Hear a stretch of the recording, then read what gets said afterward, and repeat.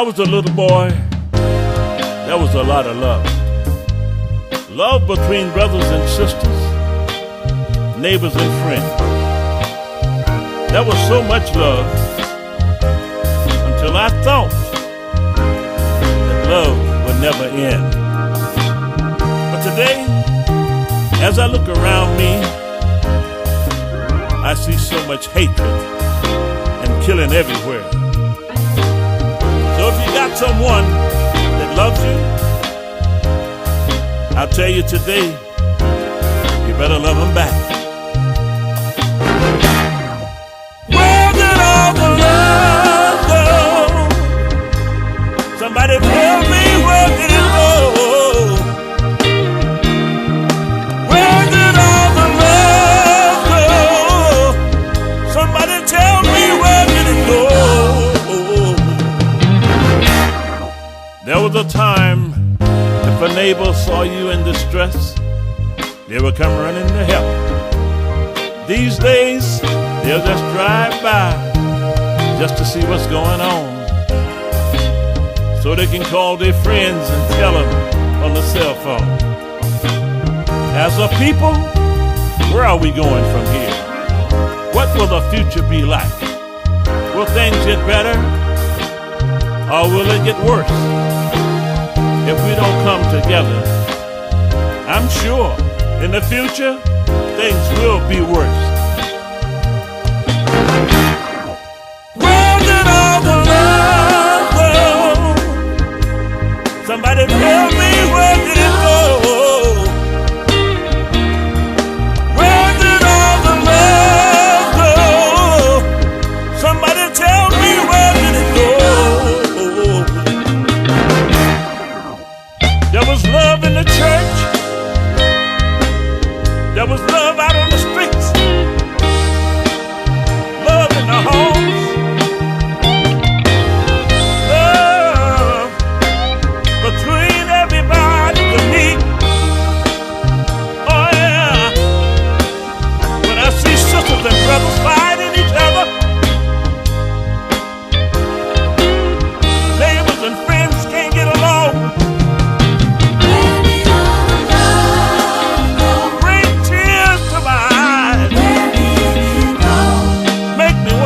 Sometimes walking around in the streets, love can be found nowhere.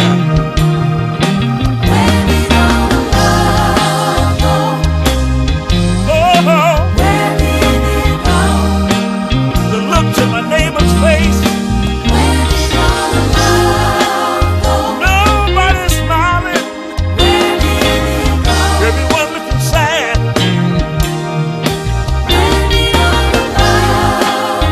I wanna know, where did it go? Tell me, where did it go? Where did all the love go? Where did it go? Somebody tell me, somebody tell me. Where did all the love go? Where did it go? Where did it go?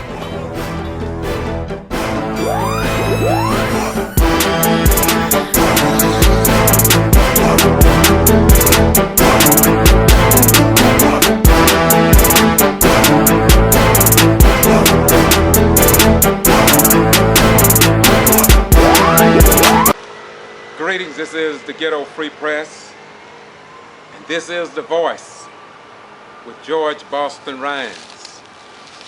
I came behind this cactus plant to let you all know that the videos that follows this video is to highlight the impediments that has been put in front of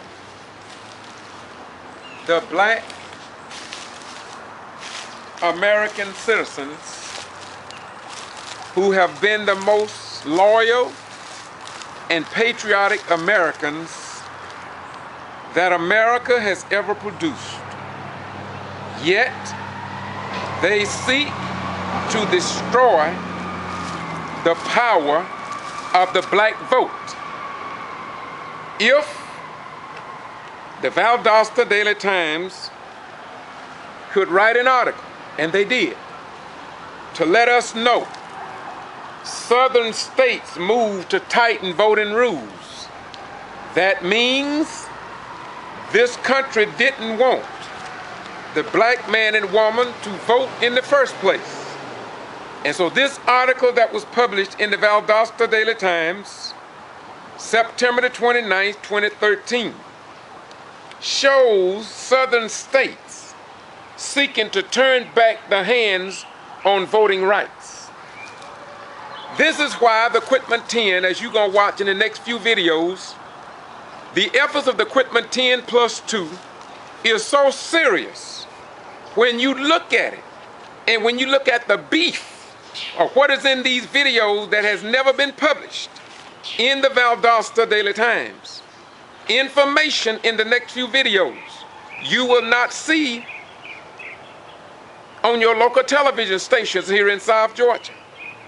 You have not heard what I am about to reveal in the next video segments, I do mean plural, about what happened in Brooks County, Georgia, concerning the Quitman 10+2, starting out from what they first published in the Valdosta Daily Times and the Quitman Free Press, which was justification to start the investigation by District Attorney David Miller, Assistant District Attorney Brad Shealy, the Georgia G.B.R, the Secretary of State Brian P. Kemp, who has been proven to ignore voting rights and impediments to the black vote in Quitman, Georgia.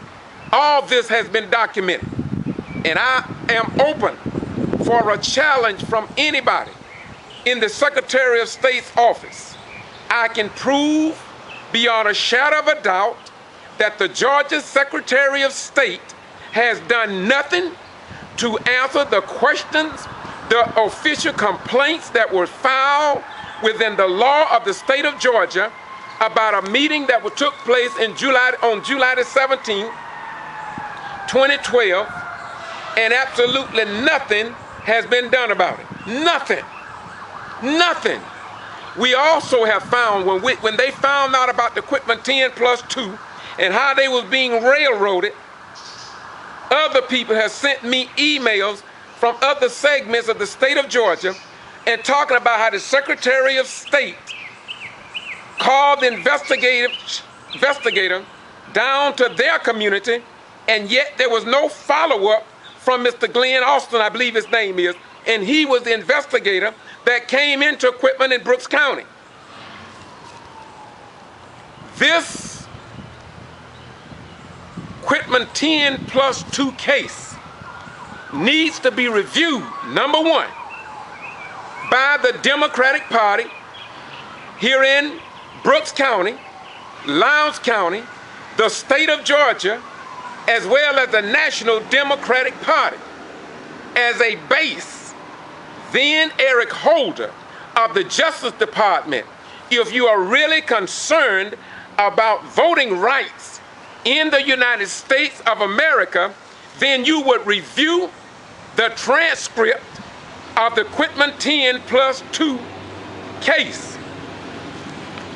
You read in the Quitman Free Press, you read in the Valdosta Daily Times, you listened to the TV stations, but the South Georgia TV stations did not tell you nothing. The Quitman Free Press didn't tell you nothing. The South Georgia radio station didn't tell you nothing. But I am here to let you know, number one, they didn't mention that the reason for the delay of the Quitman 10+2 trial was because blacks asked a question about if the jury pool was fixed. And so when C.B. King requested another look, it was delayed. They didn't publish that in the mistrial papers during or following the trial.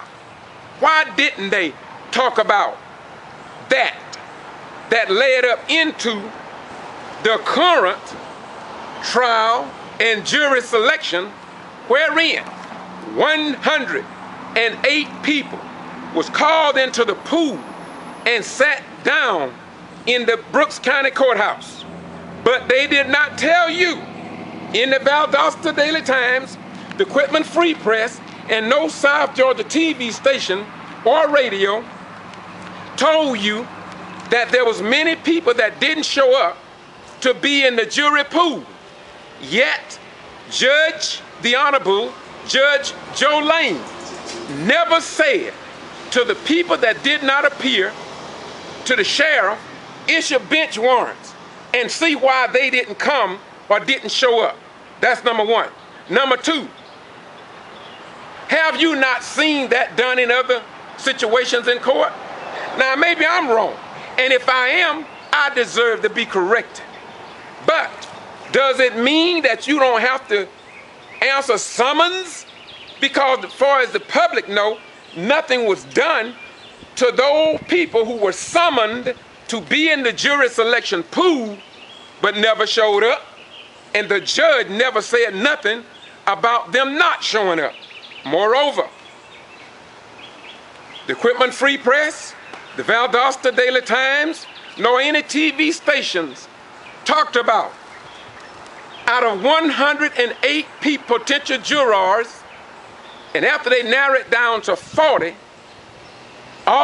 many of the blacks were let go. They wasn't selected to be in the 40 people that from which the 14 jurors were selected. Look, haven't finished yet. Out of that 40 people, only 10 blacks ended up in a pool of 40. So now we don't care whether the jury process of names came from Atlanta, Washington, D.C., or from Brooks County itself. But the point was, we almost had a George Zimmerman trial in Brooks County. Brooks County had 2 blacks on that jury, a very high-profile case over there. George Zimmerman had a jury with no blacks. Even the 2 alternates on Lula's Smart case, in her case, even the alternate was white, 2 whites. So you had a 14-panel jury and only 2 blacks. Where in America have you ever seen an all-black jury one time? Or where have you ever seen a majority black jury in Brooks County? Look, there was one black man. They didn't put none of this in the paper about the jury selection process, but the the Ghetto Free Press wants you to know the complete story, because this is why I go to church. This is why I go to mosque. This is why I go to synagogue. This is why I go to temples, because I love the God who wants us to know the truth. So, why did they not tell us all of this information? Why didn't they publish this to the general public concerning the election process? Why? This gentleman, black African American, during the selection process was questioned by the black prosecutor for the state of Georgia, and he was ridiculed, really, if not intimidated. Asked him, why didn't you raise your hand when the potential jurors took their oath of office? I watched that man raise his right hand. People in the courtroom saw him when he raised his hand. So why would they ask him and try to intimidate him? The man was so frustrated, and I talked to him afterward. We later came to the conclusion that they knew that they were going to strike. They had 9 strikes, the prosecutors, and the defense had 9. So I guess what they say, we're going to use this for justification to extract many blacks as we can. And that's exactly what they did. Okay? Now, I'm not going to get into too much of this, because it's all in the next 25 to 30 videos. You're going to see the people rejoicing when the mistrial was granted. But what you don't know about that mistrial, it was never published in none of the newspapers. It was never seen on television, never been on radio. Nobody's even talking about it because most people don't know unless they was there. This is why you need to watch my summation. After all of this, I did a summation, I stopped, and I'm gonna do some more. I want the people of America to know we send our sons and daughters to fight these damn wars only to return home to be treated like our grandparents and great-grandparents did when they would fight but couldn't vote. They fought but couldn't use the restroom. They fought but couldn't eat in restaurants. They fought but couldn't get lodging. All of this we have experienced, and now they want us to sit back and let Rush Limbaugh, Glenn Beck, and the Republican leader dictate to us what is right and what is wrong in God's world. And so I'm gonna close this out, and I really recommend for the Democratic Party in Atlanta, the state of Georgia, to take a look, order a copy of the transcript of Lula Smart's trial, because I believe if you get a taste of it, Democratic Party, you will see that something is seriously wrong with voting rights here in the land of the free and the home of the brave. I think China and Germany and other nations of the world should review the Quitman 10+2 transcript to see how we treat our fellow Americans here in the United States of America in 2013. Now you may ask yourself, Brother Rines, why are you so compassionate about this? Because I served my nation. I served it honorably, received more commendation medals than many people that enlisted in the armed forces and various other awards, willing to die for the protection of this nation from both foreign and domestic enemies, only to return home to see what I see today. And so I'm going to close out. First of all, I want you to listen to the next clips, Doc Robertson and myself discussing what took place before that video. Then I want you to watch the next video, which was before the next video, which was before the next video, which was before the next video, which was before the next video, and then go back and Google Quitman 10+2 playlist to see that most of these people have college degrees, are some of the most outstanding citizens in Brooks County, but they didn't tell you that. They just gave you mug shots of them. These are highly intelligent people. They didn't commit no crime. The only crime that they committed is that they was bold enough to go out and seek people out who never voted before. Some of them registered them to vote, helped them to get applications for absentee ballots, and to help them through the process by law. That's all they did. But the main crime allegedly that they committed was that they were bold enough to get elected to the Brooks County Board of Education to become a majority for the first time in Brooks County history. And there are those even on the board undoubtedly who did not approve of that. And so what did they do? They did what they did. Now I'm going to ask you to watch the rest of the story. And I'm going to tell you something. The half of the story about the Quitman 10+2 have yet to be told. But sooner or later, Jesus said, and ye shall know the truth, and the truth shall set and make you free. The next videos need to be investigated the transcript. Listen, Eric Holder. Listen, Department of Justice. Listen, Civil Rights Division within the Department of Justice. You need to review the very initiation of the Quitman 10+2 arrest. You need to investigate who called for this investigation. You need to look and investigate how a postal worker can take ballots or mishandle ballots and copy information from the U.S. Postal Service and give it to a private entity,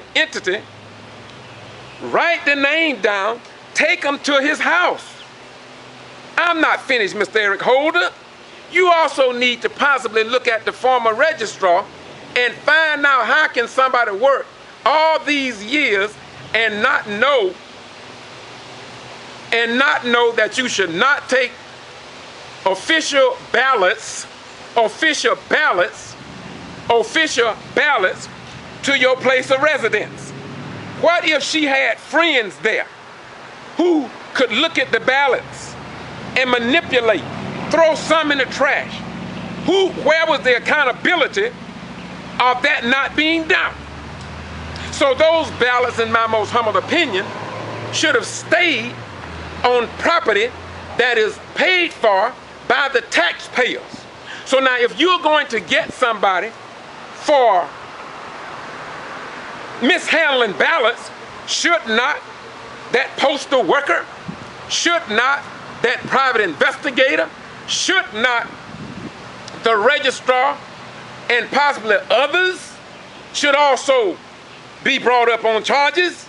Look, if my mother gave me an absentee ballot because she's 91 years old and asked me, June, my nickname, will you take this ballot and put it in the mailbox, or will you take this ballot and drop it in the box?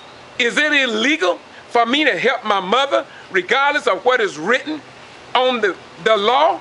And I say that based upon this, because you know it happens every day. If a friend or cousin is over, and if they're sitting under the tree and they going back to their car, and they say, take this and put it in my mailbox right over there. Listen, let me close this out. I'm repeating some of the stuff I've already said, but always remember, you have a right to know, and you should let nobody play these games with you. Wake up, people. And I recommend everybody to watch a video called Slaves. Watch the video called Slaves, copyright back in '69. I recommend everybody watching the video called Slaves. Slaves. Please check it out. And I'll tell you something. It will help educate you, and it just may keep your sons and daughters out of the prison of this dispensation. And it just may help you to understand where the real cactuses are in our world today. Once again, the Ghetto Free Press, George Boston Rhymes saying bye-bye, we go.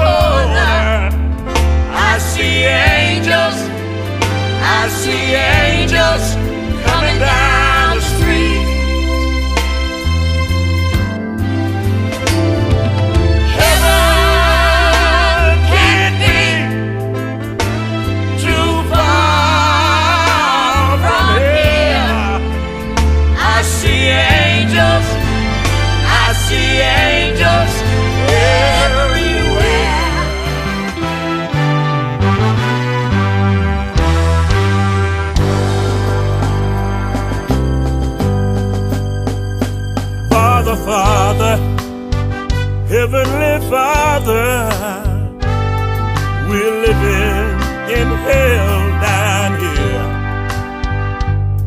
Some soldiers are coming back.